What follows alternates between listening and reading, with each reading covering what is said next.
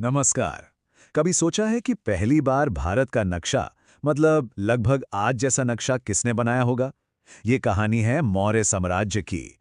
एक ऐसी कहानी जो जंग के मैदान में शुरू हुई, एक सम्राट के दिल में जाके बदल गई और एक ऐसी विरासत छोड़ गई जो आज भी हमारे राष्ट्रीय प्रतीक में जिंदा है। तो इस पूरी कहानी को समझने के लिए हम इसे 5 हिस्सों में बांटकर देखेंगे कि ये साम्राज्य बना कैसे और आखिर में इसने अपनी क्या छाप छोड़ी। तो फिर ये सब शुरू कहाँ से हुआ? चलिए, समय में थोड़ा पीछे चलते हैं और उस पल को देखते हैं जब एक छोटा सा राज्य एक बहुत बड़ी शक्ति बनने की राह पर निकला। देखिए, करीब करीब 150 साल मौर्य वंश ने भारत पर राज किया। शुरुआत हुई एक बहुत ही दूर की सोचने वाले संस्थापक से, चंद्रगुप्त मौर्य। फिर उनके बेटे आए, बिंदुसार, जिन्होंने सीमाओं को और फैलाया। और फिर आए अशोक, जिनका नाम तो इतिहास में अमर हो गया। लेकिन हाँ, हर बड़ी कहानी की तरह इसका भी एक अंत था जो 185 ईसा पूर्व में एक हत्या के साथ हुआ। लेकिन सुनिए, मौर्य साम्राज्य की सफलता का शहरा सिर्फ एक इंसान के सर नहीं बनता। ये एक जबरदस्त पार्टनरशिप का नतीजा था। एक तरफ थे चंद्रगुप्त, वो महान योद्धा जिन्होंने ताकतवर नंदवंश और सिकंदर के जनरल सेल्यूकस तक को हरा दिया। और दूसरी तरफ थे चाणक्य, वो जीनियस दिमाग जिनकी रणनीतियों ने इस साम्राज्य की नींव रखी। मतलब ये ताकत और दिमाग का एक परफेक्ट कॉम्बिनेशन था। अब कहानी में आता है एक ऐसा मोड़ जो सब कुछ बदलने वाला था। ये अशोक के दौर की बात है और एक ऐसे युद्ध की कहानी है जिसने सिर्फ जमीन नहीं जीती, बल्कि एक सम्राट की आत्मा को ही बदल कर रख दिया। और वो घटना थी कलिंग का युद्ध। नक्शे पर देखेंगे तो ये मौर्यों के लिए एक और जीत थी, एक और इलाका उनके कब्जे में आ गया। लेकिन युद्ध के मैदान पर जो हुआ वो इतनी तबाही थी कि जीत का जश्न मातम में बदल गया। अशोक ने खुद अपने शिलालेखों में जो लिखवाया है वो वाकई दिल दहला देता है। 1,00,000 लोग।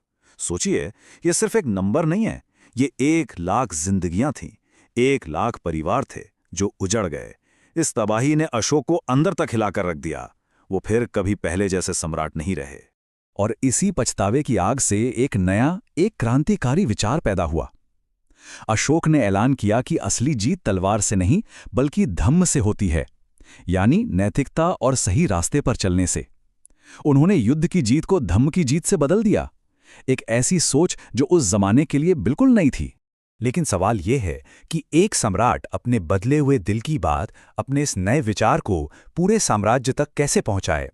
अशोक ने जो तरीका अपनाया वो आज भी हमें हैरान कर देता है। उन्होंने अपनी बातें कागज पर नहीं बल्कि पत्थर पर लिखवाईं, ताकि ये संदेश सदियों तक कायम रहे।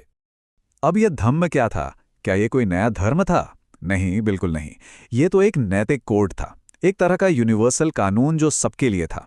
इसका सीधा सा मतलब था, हिंसा मत करो, सभी धर्मों की इज्जत करो और अपने लोगों की भलाई के लिए काम करो। उनके जो 14 मुख्य शिलालेख हैं, उनमें हमें उनके इस नैतिक शासन की एक साफ तस्वीर मिलती है। उन्होंने जानवरों की बलि पर रोक लगा दी, इंसानों और जानवरों दोनों के लिए अस्पताल बनवाए और सभी धर्मों के प्रति सम्मान रखने की बात कही। और सबसे बड़ी बात, उन्होंने कलिंग युद्ध पर अपने पछतावे को सबके सामने खुलकर माना। अशोक के लिए ये सिर्फ कहने की बातें नहीं थीं। उन्होंने इस बात को पक्का करने के लिए कि धम्म का पालन हो, एक पूरा सिस्टम बनाया। उन्होंने धम्म महामात्र नाम के खास अफसर नियुक्त किए, जिनका काम था साम्राज्य के कोने कोने में जाकर लोगों को नैतिकता का ये पाठ पढ़ाना। तो ठीक है, नैतिकता की बातें तो हो गईं, पर इतना बड़ा साम्राज्य आखिर चलता कैसे था? इसके पीछे की मशीनरी क्या थी? चलिए अब मौर्य प्रशासन के कामकाज पर एक नजर डालते हैं। मौर्य प्रशासन को आप एक बहुत बड़ी, अच्छे से चलने वाली मशीन की तरह समझ सकते हैं। सबसे ऊपर सम्राट, जिनकी सलाह के लिए एक मंत्री परिषद थी। पूरे साम्राज्य को प्रांतों में बांटा गया था, जिन्हें गवर्नर चलाते थे। और हाँ, सब पर नजर रखने के लिए एक बहुत मजबूत जासूसी नेटवर्क भी था। और इस सबका खर्चा कहाँ से आता था? जमीन से मिलने वाले टैक्स से, जो साम्राज्य की रीढ़ की हड्डी थी। अर्थव्यवस्था की नींव तो खेती ही थी, जिसे पूरे साम्राज्य का पेट भरता था।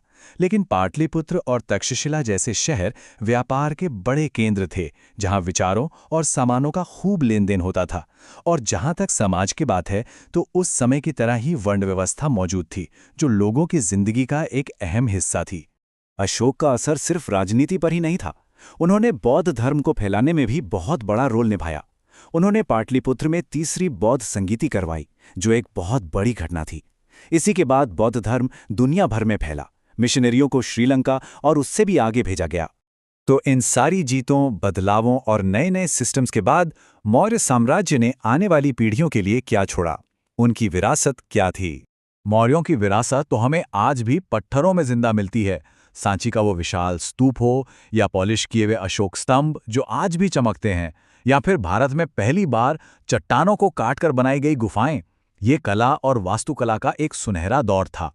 और शायद सबसे बड़ी और सबसे सीधी विरासत है सारनाथ का सिंह स्तंभ। सोचिए, जो प्रतीक अशोक ने बुद्ध के पहले उपदेश की याद में बनवाया था, वो आज हमारे आजाद भारत का राष्ट्रीय प्रतीक है। ये अतीत और आज के बीच का एक सीधा कनेक्शन है, जो हमें याद दिलाता है कि मौर्य विरासत आज भी हमारे साथ है।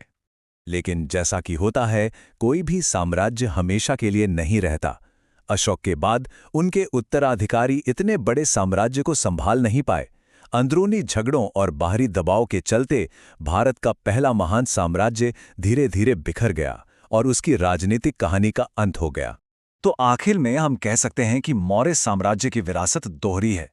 एक, इसने भारत को पहली बार राजनीतिक तौर पर एक किया, और दूसरा, जो शायद उससे भी ज्यादा जरूरी है, अशोक ने इसे एक नैतिक दिल दिया। एक ऐसा दिल जो सिर्फ जीत के लिए नहीं, बल्कि दया और करुणा के लिए धड़कता था। और ये कहानी हमें एक बहुत बड़े सवाल पर लाकर छोड़ देती है, जो आज भी उतना ही जरूरी है जितना अशोक के समय में था। क्या सत्ता और नैतिकता एक साथ चल सकते हैं?